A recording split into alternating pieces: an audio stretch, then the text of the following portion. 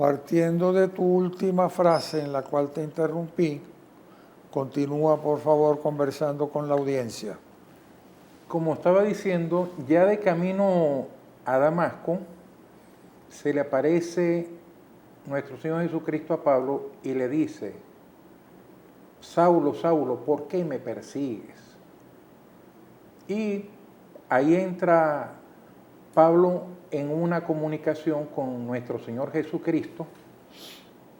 Él pierde por esa destilación, o sea, ese brillo que tuvo, pierde la vista. Y bueno, ya Pablo va a, como quien dice, a pasar ese momento de ceguera, interiorizando en él esa voz del Señor, que no nos podemos explicar, tenemos que vivir la época acerca de cómo fue ese llamado. Y desde ese momento Pablo empieza a iniciar, después de haber recuperado al día siguiente la vista, empieza a recuperar esa fe que, conociendo muy bien la palabra, no tenía la fe en nuestro Señor Jesucristo. Y empieza a iniciar el ministerio que desde allí en adelante tuvo varios años viajando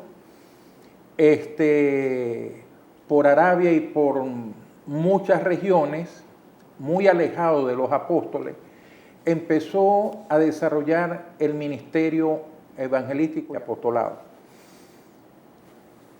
Esta situación le dio a Pablo, a raíz de llevar su ministerio, de escribir cartas a las congregaciones que fundaba.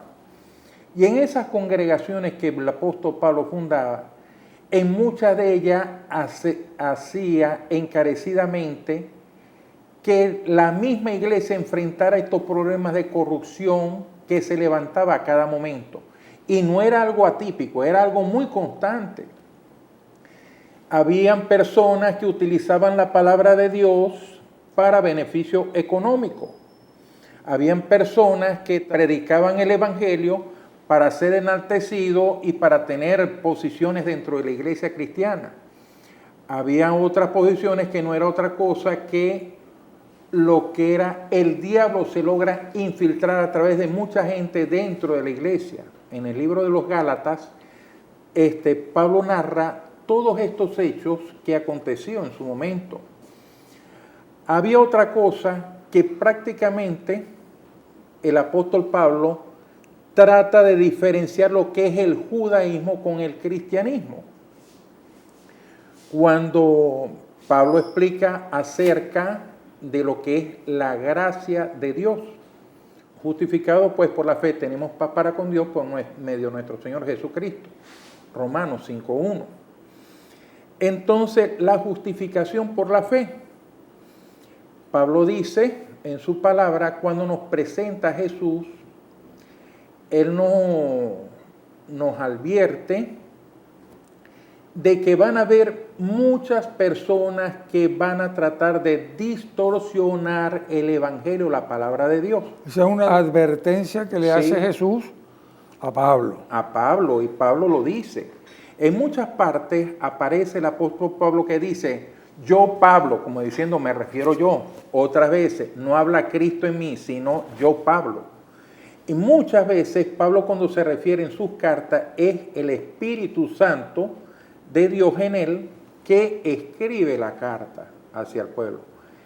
Entonces, ante esta situación, Gastón, nosotros vemos cómo se han proliferado dentro de las iglesias cristianas evangélicas estos falsos pastores, porque realmente no son pastores.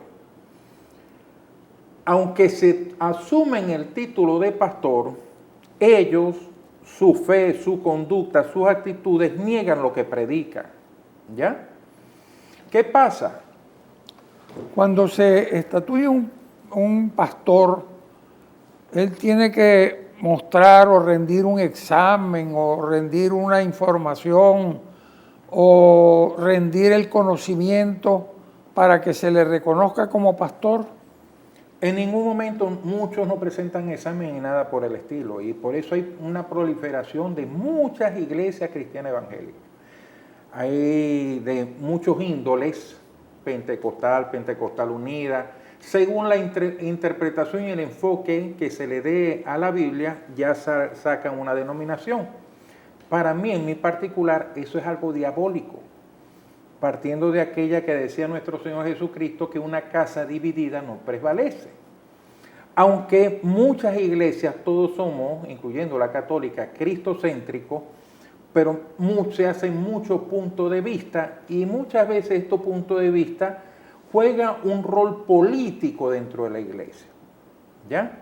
Acuérdate, un rol político religioso. Ahora,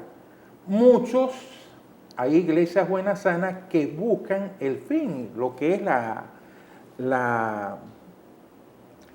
dirección del Evangelio. Cuando Jesucristo, ¿verdad?, nos hablaba acerca de la parábola del buen samaritano.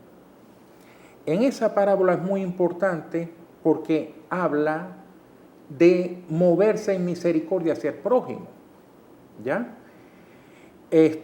Todo lo que conocen, lo han leído la Biblia, van a ver la parábola del buen samaritano, lo pueden ver en internet, lo pueden ver en su Biblia, en muchos relatos, inclusive en la vida, cuando uno crece, uno van a poder acceder a estudiar la parábola del buen samaritano.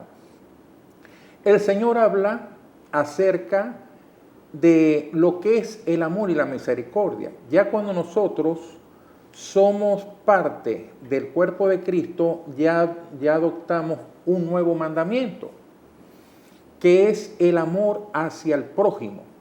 ¿En qué consiste el amor hacia el prójimo? Que así como quiero que a mí me quieran, me amen, que puedan hacer por mí, ¿no?, las necesidades que yo pueda tener, que me puedan ayudar a poder solventar, lo tengo que disponer, esa misma disposición tengo que hacerla hacia el prójimo. Entonces, ¿qué sucede? Jesucristo nos dice en su evangelio, nos dice que el Señor apartará unos a la derecha y otros a la izquierda. Los de la derecha estarán conmigo en el reino. ¿Y quiénes son los de la derecha? Y habla con este ejemplo. Porque tuve hambre y me diste de comer. Tuve frío y me acobijaste. Tuve preso y me visitaste. Tuve enfermo y me atendiste. Fui forastero y me recibiste. Y bueno, y cualquier cantidad de cosas, ¿no? Y le dirán esto: Señor, ¿cuándo tuviste hambre y me diste de comer? ¿Cuándo tuviste frío y te acobijamos? ¿Cuándo estuviste preso y te visitamos? ¿Cuándo estuviste enfermo y te atendimos? ¿Cuándo fuiste forastero y te recibimos y te acogimos? Entonces, el Señor le dijo: por cuanto lo hiciste con ellos, lo hiciste conmigo. Aquí hay que notar algo. Te interrumpo. Aquí hay que notar algo. Vamos a comerciales y ya regresamos.